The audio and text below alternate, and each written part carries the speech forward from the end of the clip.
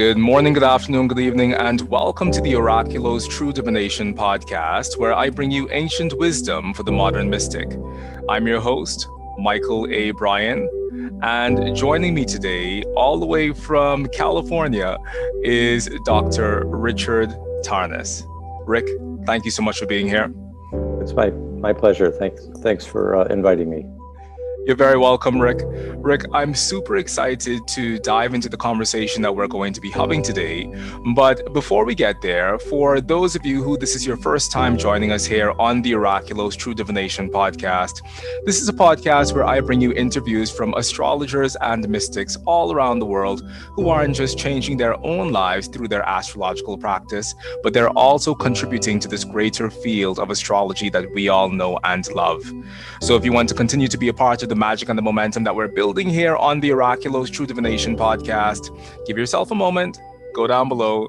Yes, do like this video, but also subscribe to the Oraculo's True Divination podcast and hit the notification bell so that you can receive notifications of when I bring you these interviews each and every week. Now, Rick, I'm super excited and thrilled to be here sitting with you for several reasons, and we spoke about some of that before we went on. One of them is that I have always wanted to attend the California Institute of Integral Studies, where I know you play a very pivotal role in the shaping of the programming that goes on there. So that is the first thing. And then secondly, I have always been a fan of your work. I came into your work when I was still in university myself, and I think I must have heard an interview with you speaking someplace, and you just spoke so profoundly and so deeply about the role of spirituality within Western civilization that I knew I wanted to be a part of whatever your world was. And so I bought Cosmos and Psyche, your book, and I've also read through Passion of the Western Mind. And it has been so enriching to be able to sit in your work that is so scholastic, but also so deep. So thank you for your contribution to not just philosophy, but also to this field of astrology. Thank you very much. I'm glad that you have been able to take my books in. That they're two big books, and I appreciate the exploration that would have led you there to be able to appreciate them. And also, the California Institute of Integral Studies, the graduate school where I teach in San Francisco, really, it's an extraordinary graduate school because it's, on the one hand, it's accredited, but on the other hand, it's adventurous, and it is committed to the idea that we can't properly understand philosophy or psychology or our current state of the world if we don't take into account the spiritual dimension of human experience and the evolution of religious consciousness and extraordinary states of consciousness and the role that religion and spirituality have played in the shaping of our worldview. Even the most modern, secular, disenchanted worldview actually has very powerful spiritual and moral background to it, and motives that are in some sense hidden within it that have driven it, and trying to make that more articulate and conscious, in a way, bringing the unconscious of our culture to consciousness is kind of a central task. So anyway, at CIIS, as we call the school, the program that I founded there 25 years ago or so, more than that, the Philosophy, Cosmology, and Consciousness program has allowed us to, with my fellow faculty, it's really allowed us to bring together different disciplines like philosophy and the history of cosmology and depth psychology, Jung and Groff and Hillman and feminist depth psychology and so forth, with an appreciation of the esoteric traditions like astrology. And it's really been very fruitful. There's been really hundreds of graduate students have come through our program over the last, I guess it's 28 years. And it's been a great experiment in education that we had no idea was going to, unfold as fruitfully as it has. As you speak, Rick, I'm reminded of something that was said by Manly P. Hall, who also operated within the San Francisco area, where he said that we all must accept within ourselves that science and our current rational worldview will inevitably come to a dead end if it continues to push away from its inclusion those parts of humanity which are powerful and potent, though invisible. So to hear that that has been a singular charge of CIIS to integrate these portions of ourselves back into ourselves that may not necessarily be as tangible as the physical body, or that may not necessarily be corporeal. The thought that you would even have the vision to bring that into the structure of a traditional, well, rather non-traditional educational setting, but to provide people with the information that they can use to enter the traditional working field, I think it's brilliant. Thank you. I mean, the whole idea is to build bridges, really, between these poles within our culture, both of which are very valuable and worthwhile. And in some sense, like you used the word, the rational worldview of the modern mainstream scientific perspective and so forth. And it's not that the deeper, broader worldview that we are birthing in our time through great upheaval, obviously in the collective right now and the state of our planet. But that larger and deeper worldview, it's not that it's not rational; it's that it brings as you know, it's a deeper and more expansive view of rationality. It's a rationality that is not disenchanted. It is in close dialogue with the soul and with the depths of the psyche and with the interior of the cosmos, which is excluded. The idea of the cosmos having an interior, having a dimension of agency and purposefulness and intelligence and spiritual depths, that's just off the table for the disenchanted mainstream worldview. So that has defined rationality in a very narrow way, and astrology itself is an extraordinarily rational system. It can always be deployed irrationally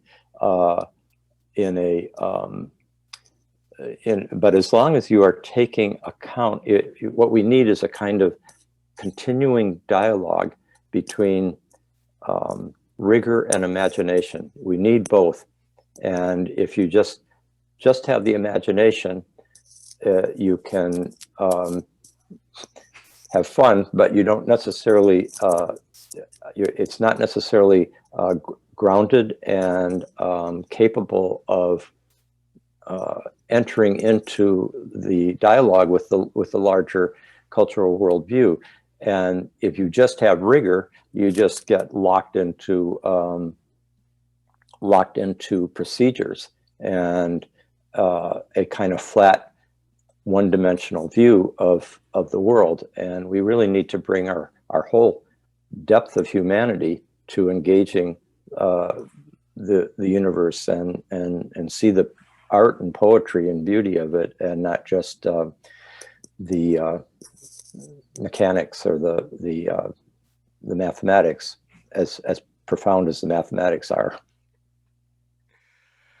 It's really interesting that you would mention this concept of us needing both imagination and rigor, because how often do we find within the spiritual field in general, not just astrology, even though we know it has also manifested in astrology, but how often do we find this dichotomy within the heart of the practitioner between I'm just going to be spiritual and I'm just going to do whatever comes naturally to me and I'm going to develop an intuitive relationship with this practice.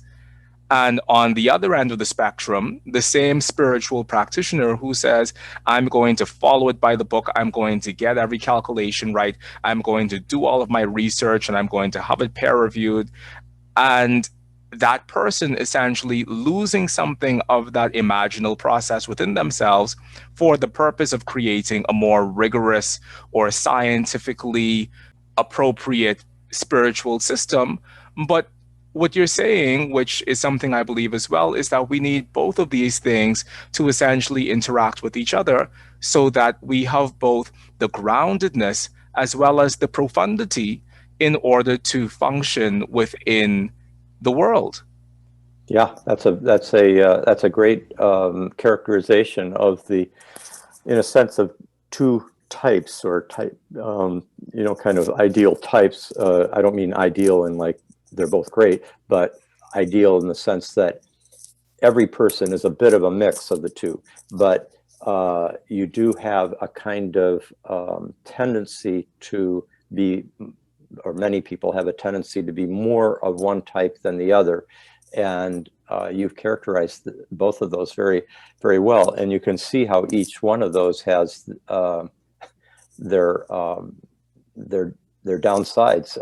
And like a person who is just, just going to let it flow, and they're going to do their astrological reading from their gut, so to speak, and their immediate intuition.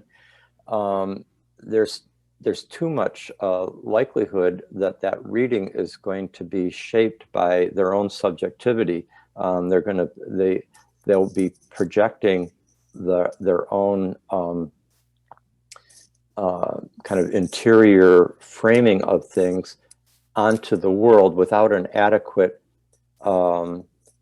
I-thou relationship with the person, with the chart, with the deeper reality. And then the other type that you characterized, where they're all procedure, they're all following the rules, they're going also just exactly by what's going to be approved by the peers, etc., peer-reviewed journals, whatever.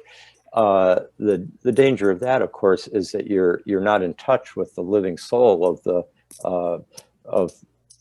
the anima mundi, the soul of the world, and you're more stuck in a kind of mechanistic proceduralism that can get very dry. The one can get too wet, the other can get too dry. We need to find a real balance between the two, and kind of bring about that what Jung called the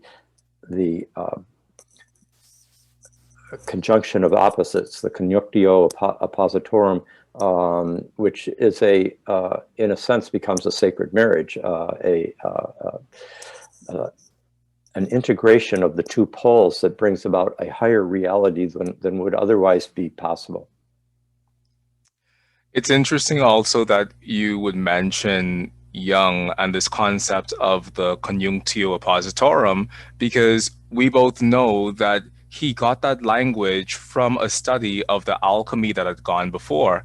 And what I find really beautiful and heartening about that is that we know that Mercury, or Hermes Trismegistus, is the patron saint, as it were, of alchemy. But something I was saying to a group of my students the other day is that in reading the Tetrabiblos of Ptolemy, Mercury is the only planet who has the ability to hold within himself these two contrary qualities. No other planet holds these two qualities of wetness and dryness within themselves. The sun is hot and dry, Jupiter is warm and moist, but Mercury has this ability to essentially be completely wet and completely dry. And when I think about this, I think about the concept of bhakti yoga within the Vedic tradition, as well as the concept of jnana yoga, which are a path of knowledge as well as a path of devotion. And so I'm wondering for you whether or not you see our relationship to astrology being this same sort of way where there are these two paths that can essentially operate independently of each other, or whether you do think that we need to take up this mercurial task of applying rigor to our practice as well as finding the deeper spiritual core of it.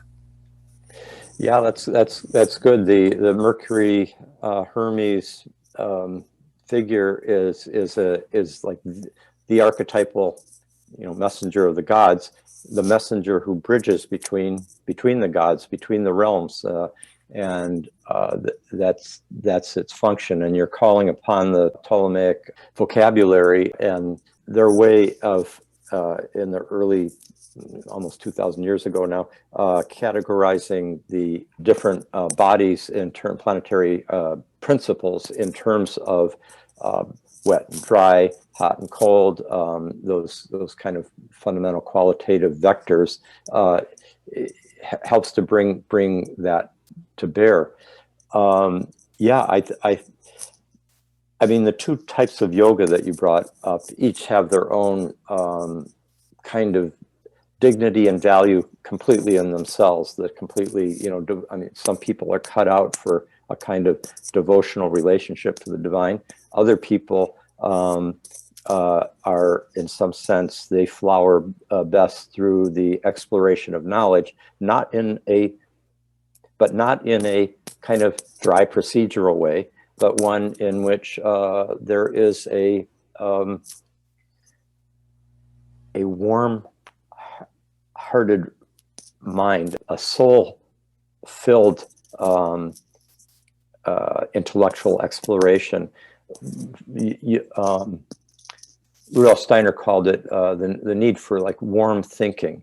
You need to have both, but nevertheless, the dominant trend, or where that kind of person really feels they can flower, may be through jnana yoga that opens up their spiritual path, opens up best that way. I remember Joseph Campbell, who was one of my teachers at Esalen many years ago. When I brought up rigor and imagination, that phrase comes from Gregory Bateson, who was another teacher of mine back in the 70s at Esalen, and a friend, as Joe Campbell was. But Joseph Campbell used to, when people would say, well, do you meditate? What's your meditative practice? And he says, my form of meditation is scholarly research and writing. And he said it's, and I know just what he's talking about. You could see that was his calling. That was how the universe in its depths spoke to him. It's through the mythic language that he was able to kind of articulate for many people to be able to open up to after years in which myth was just something that was seen as being a kind of idle fantasy rather than representing the deep powers and forms of human experience and of the cosmos itself. So I want to just emphasize that one can have an emphasis, devotional religious practice where the focus is on the heart, is entirely a noble path on its own terms.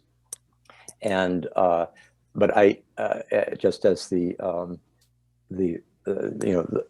it's the Bhakti yoga, but the form of yoga that's more knowledge oriented, it also has its intrinsic dignity. But when we're talking about, let's say, the exploration of astrology and the use of it in counseling, in talking to other people about what their natal chart is about, what their transits, their progressions, their relationships, and so forth, one really needs to bring in both. If you just have one or the other side of either too much focus on the dry mental analysis, or too much focus on, I'm just going with what my spirit tells me in the moment, the intuition of how I see, well, this is how you were, this is what you were last lifetime. I can see it in your chart, and then this is going to happen to you next year. No, I wouldn't get in that relationship. These charts just don't match. That kind of astrological predictive, very concretely predictive approach that is uttered by some astrologers with that confidence that they are in touch with the divine will, as it were, revealed to them through their special knowledge of the planetary movements and the meanings of the heavens. And then people listen to that. The person who's come in for the reading, they easily can, there's a kind of respect that automatically can come into many people who they don't know how to read their chart, and this person does seem to have that ability, and so they seem to be kind of in touch with something that I need to listen to. But if that person is telling them all these things about, well, you better watch out, next year's not going to, next year this and this and this is going to happen, or don't pursue this relationship, it doesn't have a chance. That type of concrete, overconfident directiveness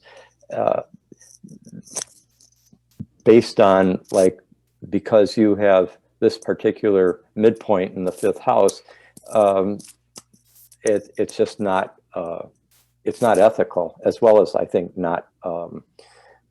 it's not true to and faithful to the mystery of astrology. It's great depths and iridescent multivalence of meaning. It's every single part of our chart has such depth and richness of potential ways in which a particular aspect, a particular planetary position, a particular transit, there's so many ways in which that can express itself, unfold in one's life, depending on what we bring to it, the level of our consciousness, or what courage we enter into the equation with, and also what our context is, and all those things play such a big role. And so we really need to have, when we do astrological counseling,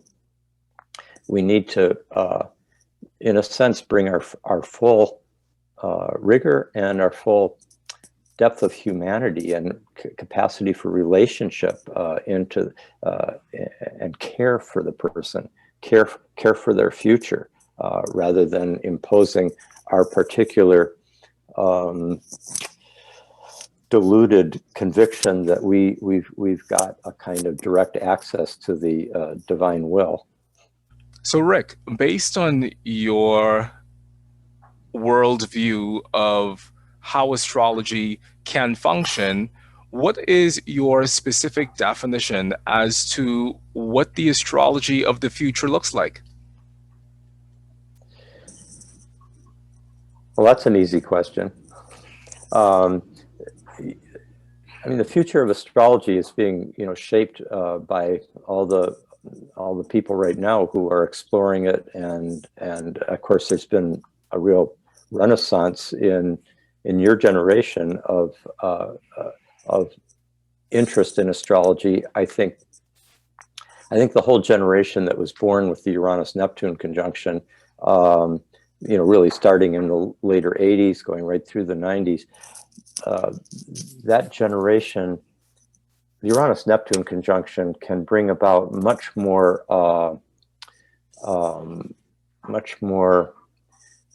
openness.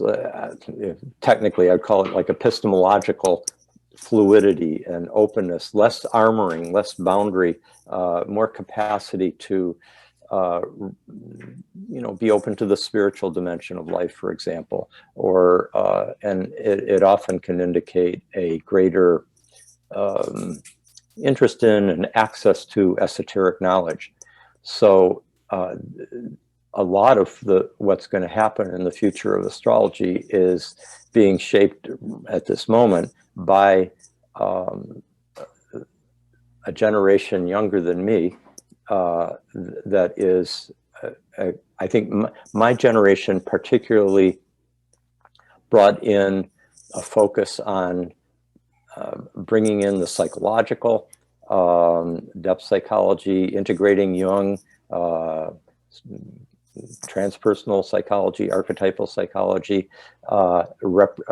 bringing in more of a focus on the use of astrology to help us become more conscious of our unconscious and be more skillful participants in the complexities of life. Maybe a great focus on astrology being an emancipatory discipline rather than a predictive one that can be confining of a person's life depending on how it's used, but instead that it can serve our further flowering. And also I think there was a lot of integration of and scholarly work in integrating traditional various astrological traditions, whether coming from India or coming from the Hellenistic era, etc. I think the generation that is emerging right now has assimilated all that, and I think it's premature to say exactly what's going to come out of what's being formed right now. But I believe because of the greater kind of openness to the idea that the cosmos is intrinsically meaningful, that has become more widespread. The fact that there are people who are doing, spiritual practices that put them in touch with with non-ordinary realities, extraordinary states of consciousness, shamanic practices, sacred medicine journeys, ayahuasca ritual, psychedelic therapy, and so forth. Vision, wilderness quests, various initiatory practices. All these help open us up to a relationship to the ensouled cosmos, that astrology can help us articulate the specific dynamics of the anima mundi, the soul of the world, and our embeddedness in it. And also it can articulate the dynamics of how we as individuals are embedded in a collective psyche, so that, there are things happening that we participate in that the whole world is participating in right now. So clear, the Saturn-Pluto conjunction we're going through right now, with the triple conjunction with Jupiter, during the whole last decade or more, the Uranus square Pluto that was going on.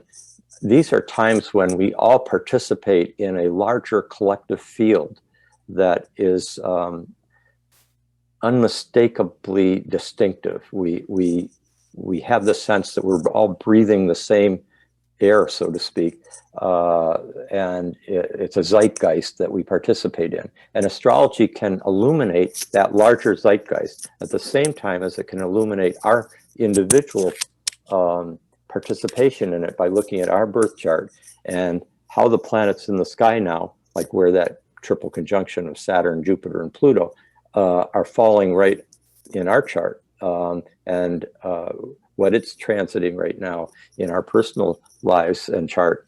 And that, in all those ways, I think astrology could, in the future, help more and more people live more conscious lives, more skillful lives, more loving lives, to the extent that they use astrology to better empathically understand where the other person is coming from. Like once you see the chart of somebody that you've been having trouble with, you can suddenly see, oh, that's where they're coming from, or this is what they're dealing with. I mean, this is the lens through which they're seeing the world, and look and see how it matches up with mine, and how I might be also projecting some of my stuff into the relationship and so forth. Or I recommend very much people study any person that's in the current news, for example, that or a cultural figure, a singer, a filmmaker, a poet, whatever is a person that a musician that you're really compelled by. Look at their charts. I mean, we live in a time where you can just, put in their name into the computer, look up, when they were born, where they were born. It's typically there for most people now that are public figures. Astro Data Bank has additional information about even the birth time for a very large number of those public figures. If you do that consistently, you'll learn so much and about how astrology works. You get insight into what's informing those people's lives, their genius, their crises, whatever it is that you're looking at. And in all those ways, I think it can help us not only live day to day in a more illuminated, skillful way, compassionate, and so forth, but it also can give us a sense of being centered or grounded in a meaningful and purposeful cosmos, in which my sense of individual purpose and meaning is not seen as being this kind of isolated bubble in a vast, meaningless cosmos, which is what the mainstream world view that we've kind of inherited coming out of the later stages of the scientific revolution and the disenchantment of the universe is that there's no meaning and purpose out there. Any meaning and purpose is only a human construct, something that we subjectively bring into life. But the cosmos itself is blind, randomly evolving, has no particular care for a given individual person or let alone or species, or the Earth is just another speck of dust going around one amongst billions and billions of stars in the vast cosmos. Astrology can give a kind of revelation of the fact that we are living on a planet, the Earth, Gaia, that is in some sense a kind of meaning, a focus of cosmic meaning and purpose. And the movements of the planets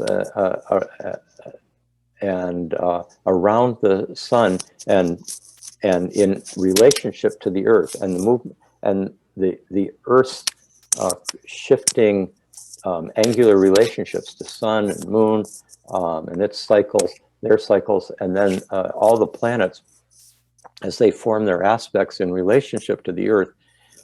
those constantly are coinciding with this vast symphony of meaning that is focused on this planet, on this earth. It's a kind of care that the cosmos is showing to our planet. It's a kind of, it's an act of love in a way. It's constantly kind of bathing us in this orchestration of meaning. And when you awaken to that, it can, there's a healing effect that comes from having that awakening. You suddenly break out of the secluded bubble of alienated consciousness of, like man in the blind cosmos, man and nature. I'm using the masculine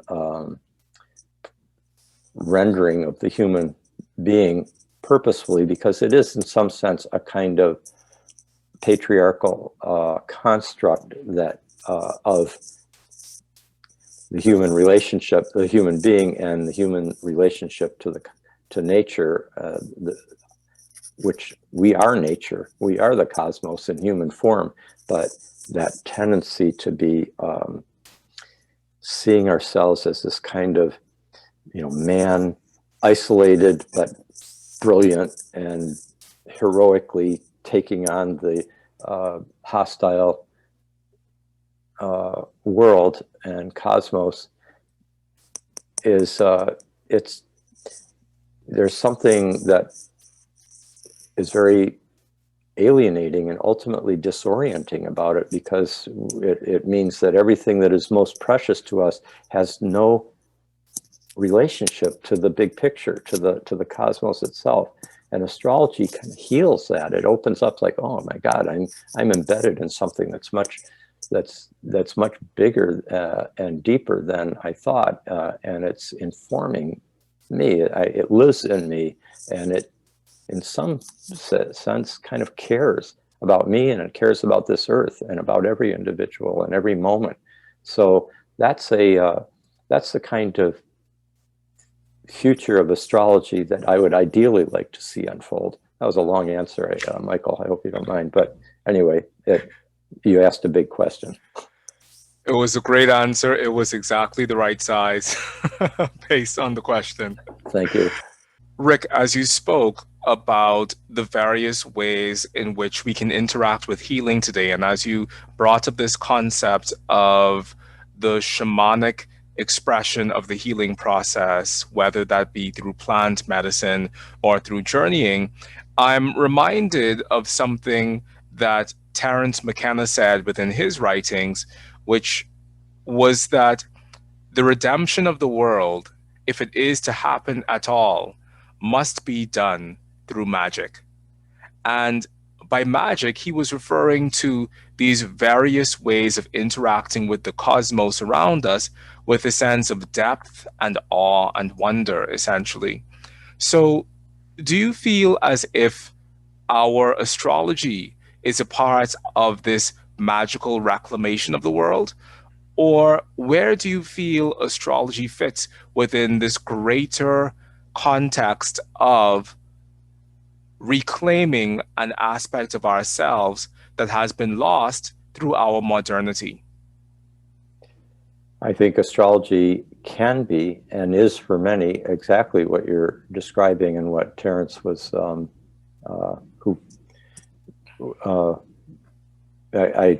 knew him quite well, and actually he when he passed away, he was just within a mile of where I am right now. Yes, what Terence is referring to there, I think, is his recognition that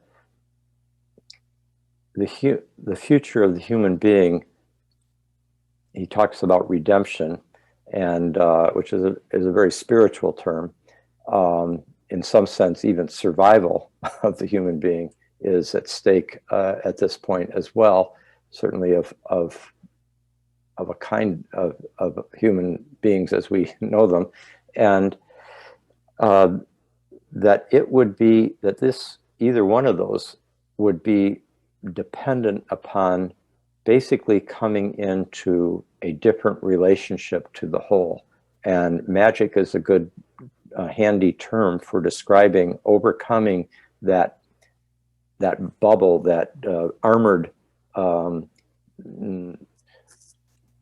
boundary, that the wall that keeps the modern mind and modern psyche from realizing its kinship with the whole and its relationship to the whole. And different forms of magic can serve that opening. Now the problem is, even astrology can be it can be exploited and used for other purposes. Yeah, and forms of magic can too. That's why there's the great spiritual teachers always emphasize that far more important is a moral evolution than a kind of technical empowerment of your magical skills. But if you bring those two together, that's where the beauty can unfold. And you mentioned like plant medicine and shamanic journeying of various kinds. And our society, by our society, I'm particularly thinking of the one. I mean, you're in the Caribbean, has very rich ritual traditions that you're no doubt conversant with and can speak to. The society that is kind of like the mainstream society that has dominated the Europe and much of North America, the United States, is one in which like modern Western civilization, as we've known it up until the last few years, that has excluded the existence of initiatory rites of passage that could allow for the healing of the rupture between human self and world. Every other society has had those rituals, has had those rites of passage, those initiatory practices that basically allow a person, as they're going through a certain threshold of life maturation or a crisis of some kind, or births and deaths, that marriage, all those huge thresholds in life. Societies had ritual practices established that could that helped constellate a kind of dying of the old identity, the narrow identity, and a rebirth into a deeper identity that is, for example, conscious of what is going to be important for 7 generations from now, and not just for the next corporate quarterly profit report, or not just for my own personal satisfaction over but rather you're thinking of the larger community, the larger whole. You're thinking of the future I mean, our civilization right now has been so dismissive of what future generations are going to experience by how it's been treating the environment. It's an overwhelming reality, and all of us, I'm now 70, and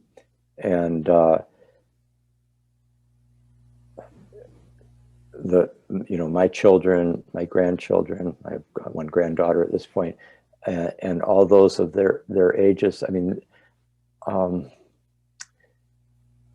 we have such work to carry out to kind of overcome this disregard for the whole, disregard for the future, disregard for the other sentient beings on our planet, on our Earth, of our Earth community. And the beauty of and importance of initiatory practices, of which magic can be considered, one of them, or a feature of an initiatory practice. Those can help us break out of the constraints of the narrow vision that has gotten us to this global crisis. And so, again, I think astrology can be boxed into a particular, to serve very narrow, egoistic purposes. Like, how am I going to, manipulate the stock market so that I, make a lot of personal profit and then can withdraw to my own island of safety. I'm exaggerating, but astrology can be used, I think, not for very long in a deeply successful way, but it can be attempted to be used to serve very narrow egoistic purposes. And I think that's one reason why the practice of astrology is, I think, best conjoined with deep inner work, journeying, psychotherapy, breath work, shamanic journeys, wilderness, spiritual vision quests, and so forth. Work on behalf of the community, in hospice work, and so forth. In a sense, we each have to kind of pay close attention to what opportunities are being shown to us, what doors are being offered to us as ways to pursue our journey, and also what inside me we have to gain a kind of sensitive alertness to what voice inside me is kind of directing me in certain directions that will be most authentic to what my journey is, because yours, Mychal, is going to be different than mine. It's going to overlap in certain ways, which this conversation is all about. But you also have such a rich individuality of your own that is discovered by your, that Grateful Dead song. This path is for you alone, your steps alone, and there takes a kind of sensitive alertness to what that voice is inside of us, or what our inner daimon is, that kind of divine, let's call it like a seed that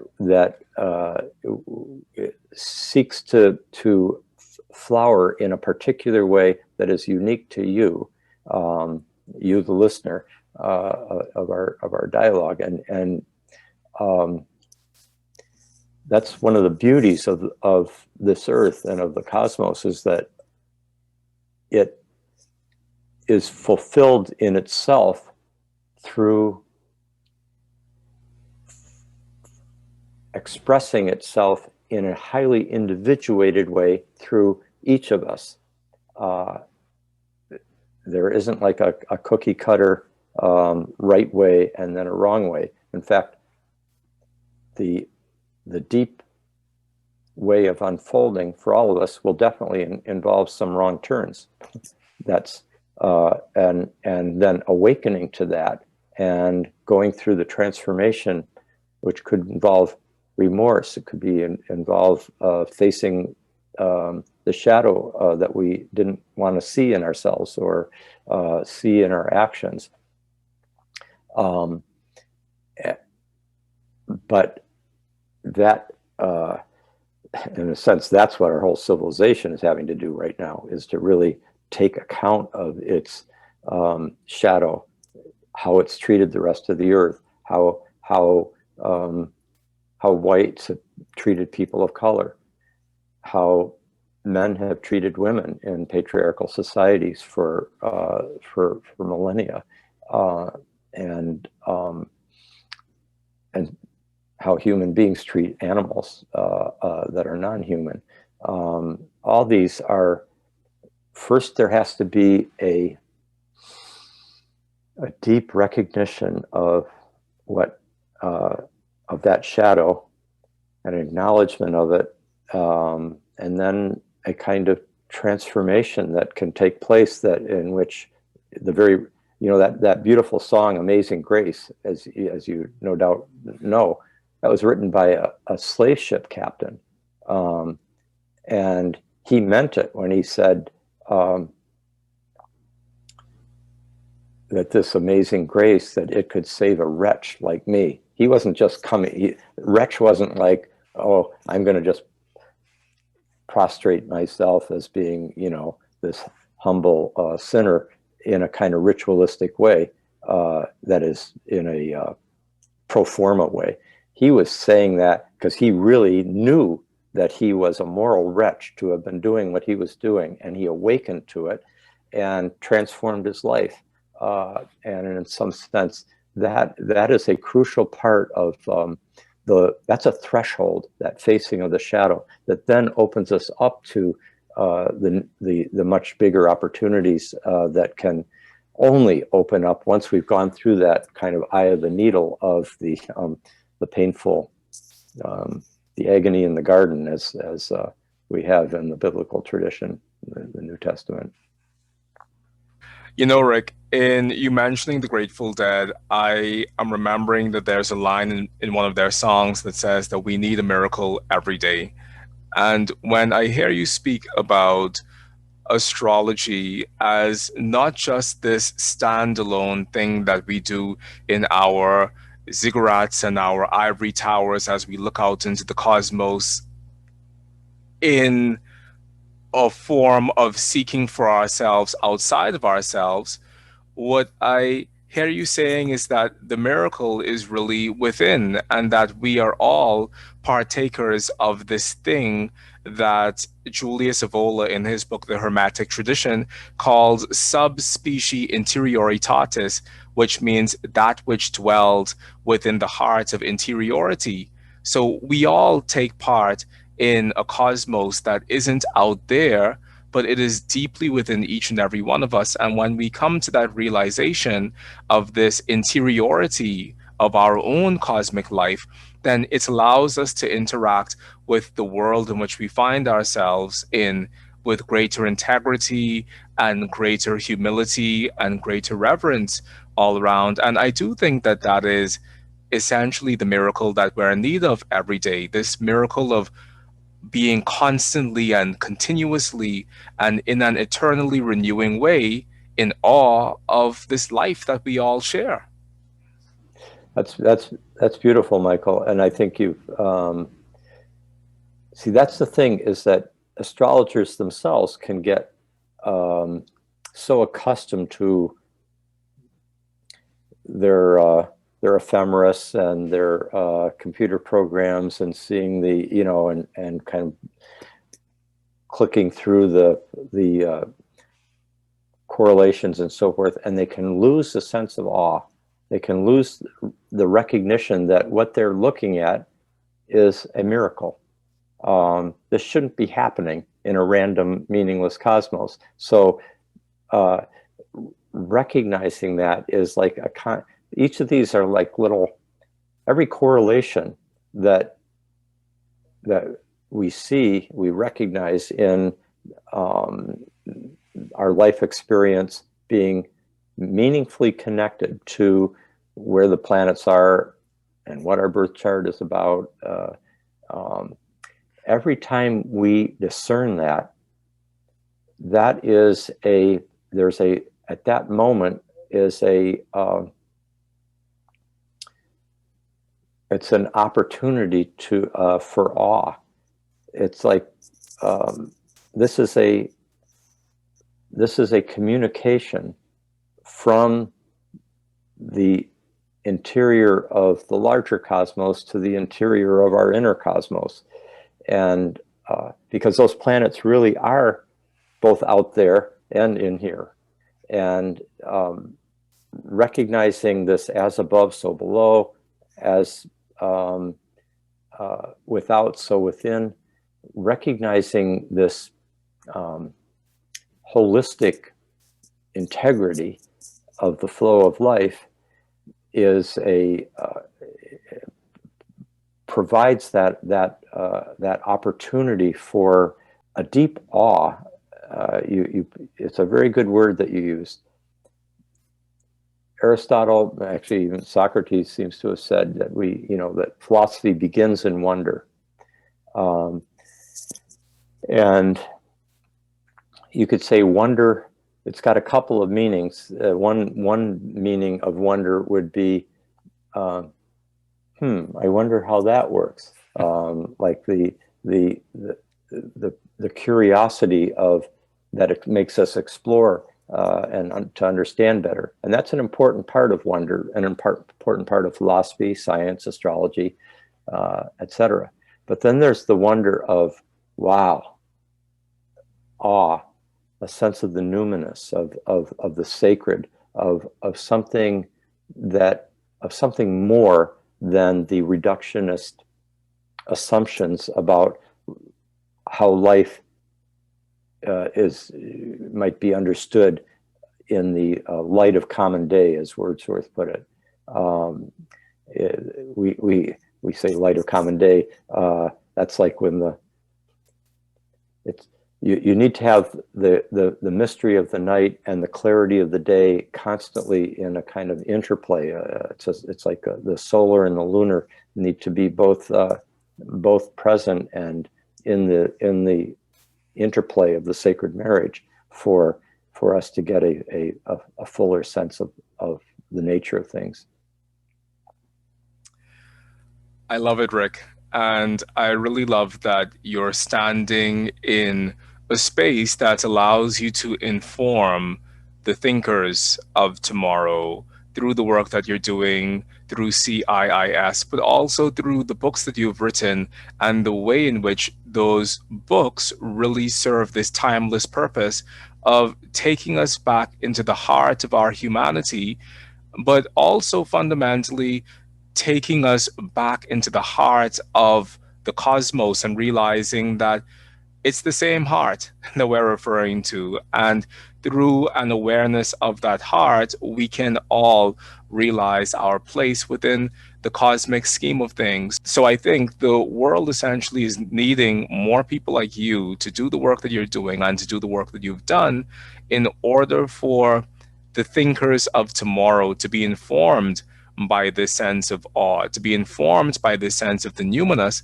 so that after their 4 years, 5 years, however long, pursuing higher education, they come out with this fundamental platform of wonder within them that doesn't make them feel as if they've locked into a very specific sort of relationship to reality, but that fundamentally allows them to take part in the continuous unfolding and the continuous exploration of life. That's beautifully put, Mychal. And yes, perhaps I'm playing a small role in that, and perhaps you are playing a very significant role too, as you with your own unique both journey and range of interests and knowledge that has come into you over your life, and now your own and your powers of articulation and your capacity to and impulse to share with others through the forms that you're doing.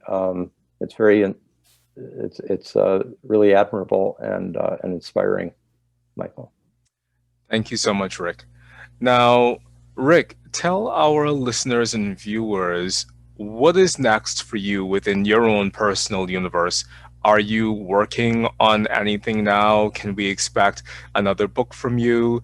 What is next in terms of your contribution, not just academically, but to the greater collective? Um, well, now that I'm getting to that age where I'm needing to be very conscious of the fact that I don't, it's funny when one's younger, I mean, you know you're going to die at some point, but it's so often the future, barring any, sudden um, mishaps, that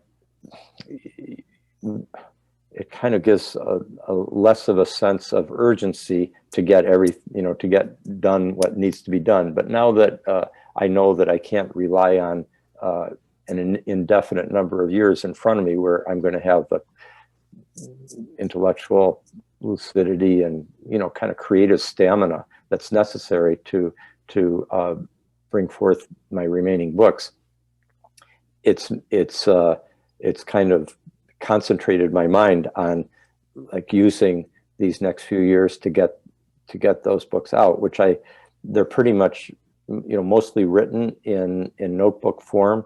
See, I've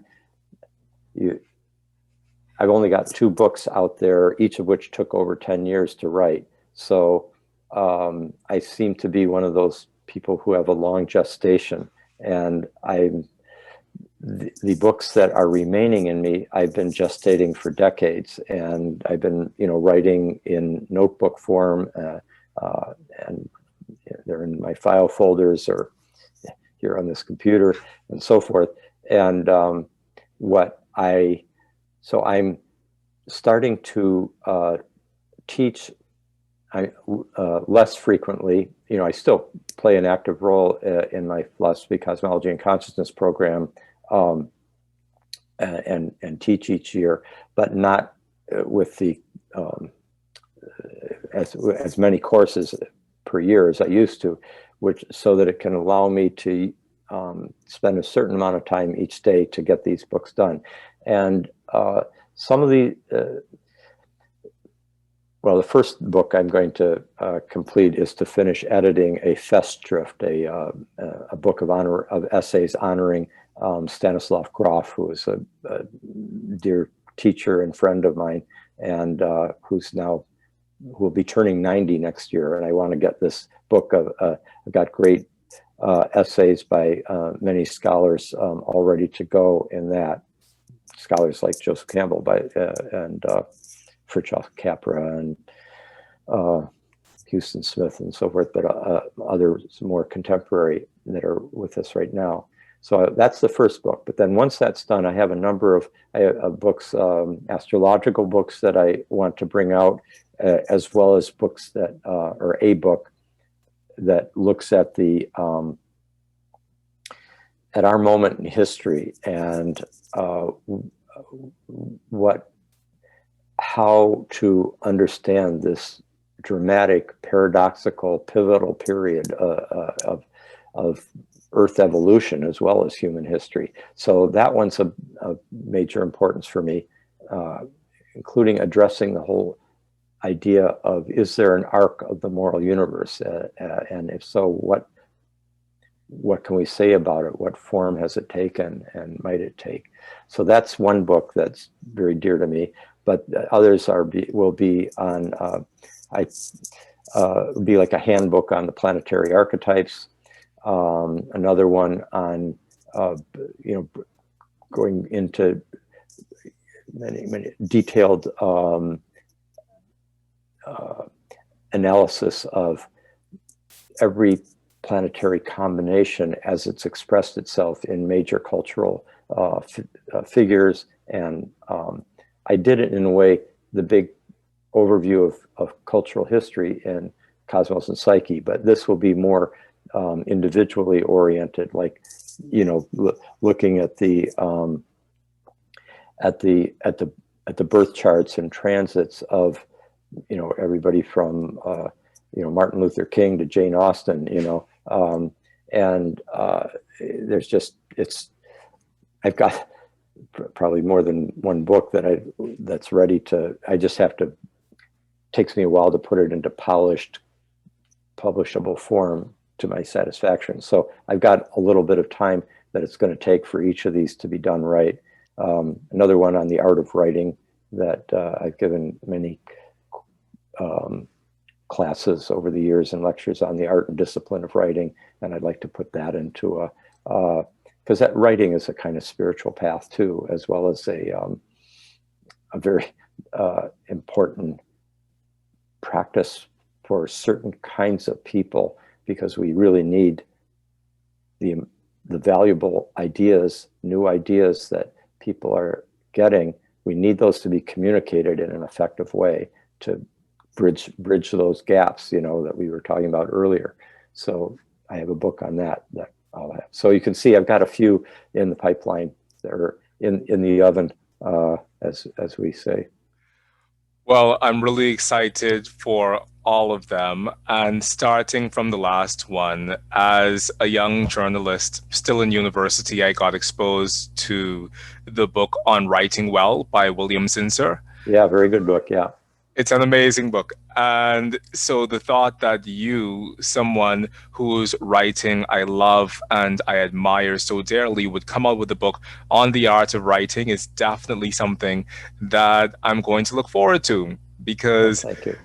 Definitely, Rick, because I have struggled myself to complete my own books that are within me, because I think we get so caught up in the actual day-to-day minutia, and then we get caught up in all of the things that we have to do. We have to teach, we have to show up for others, we have to give consultations, and that tangible expression of our craft, it oftentimes seems more overwhelming or more pertinent than this deep inner yearning that we have to share the knowledge that is within us.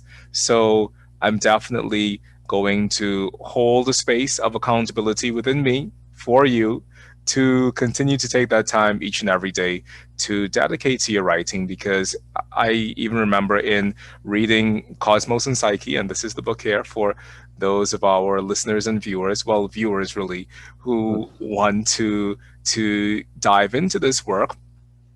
I remember how beautiful your writing on Saturn was and Pluto was, specifically in the portion in which you were speaking about 9/11, and how you really brought it in a way where I was yearning to hear you write an entire chapter on Saturn, or to hear you write an entire chapter on Neptune, or to just hear what your other thoughts were in terms of the planets as their own individual archetypes within themselves. So that too is another book that I'm really interested in you finishing. So so here's the list. I mean, from one of your biggest fans, The Art of Writing is definitely one that I'll be looking out for, as well as the book on the planetary archetypes, because I think you have so much to share, and I can't wait to celebrate that through purchasing those books. Well, thank you, and do set aside a certain amount of time each day yourself. You have to create that ritual space, both in time and in your home or wherever.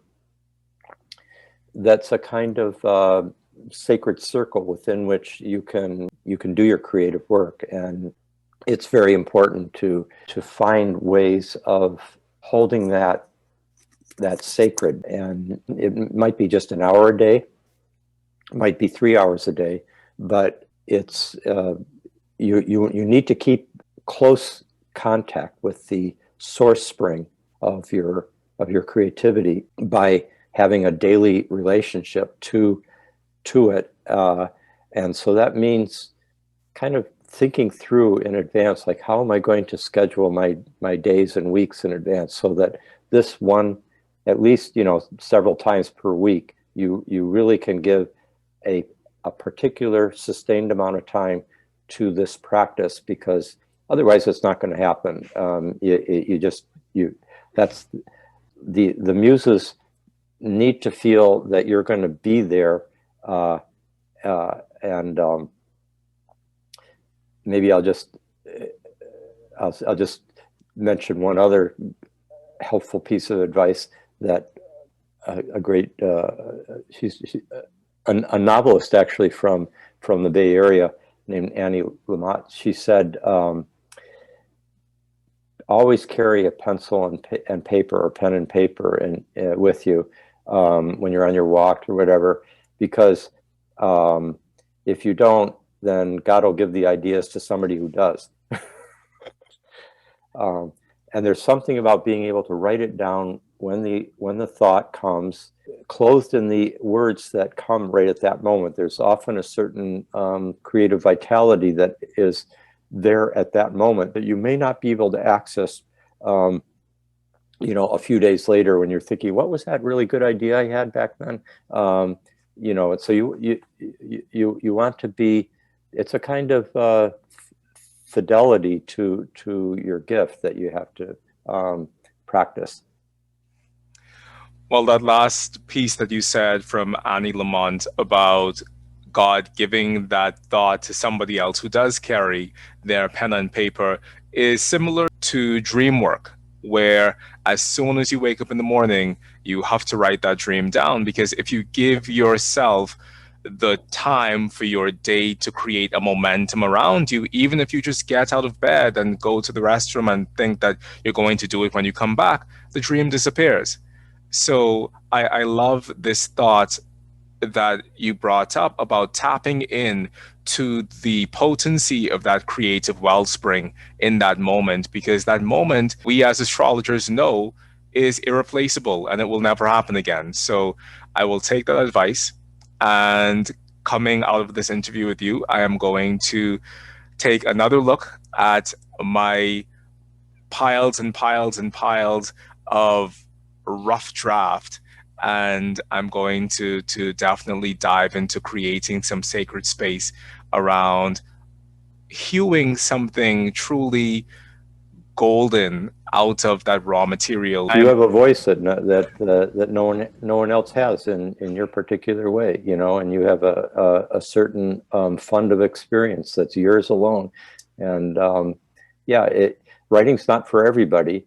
And it's not an easy path, but it is for certain people. It's the way that they, and we're going to need really skillful writers who can help the unfolding of our age in a life enhancing, fruitful way. So good. It's already been a worthwhile interview if you're going to take that little thing from it, and we'll look forward to what comes forth. Thank you so much, Rick, for coming and sharing in this space with me. I have truly learned a lot just being in this virtual astrological space with you, and I thank you and I honor your work, and I can't wait to talk to you again. Thank you for having me, Mychal, and good luck with your very important work as well. And you're a great interviewer, and I'm glad you're out there doing what you're doing, and may you flourish. And also may your listeners continue to be enriched by what you're bringing them. Thank you so much, Rick. And to those same listeners, to those of you who, if this was your 100th time joining us here on the Oraculos True Divination podcast, or if this was time number 1, I just want to say thank you from the bottom of my heart for continuing to come here and share in this virtual astrological space with us. I receive your comments, I receive your feedback, I receive your encouragement, but most importantly, I receive your love. So if you want to continue to be a part of this magical community that we're building over here on the Oraculos True Divination podcast, give yourself a moment. Yes, go down below and like this video, but also subscribe to the Oraculos True Divination podcast and share this video with your other astrologically and mystically minded friends, because more and more people need to know about these amazing conversations that we're having right here on the Oraculos True Divination podcast. So until next time, I'm your host, Mychal A. Bryan, wishing you peace, leaving you in hope. Until we meet again, bye-bye. Rick Tarnas. Thank you. You're really good at what you do.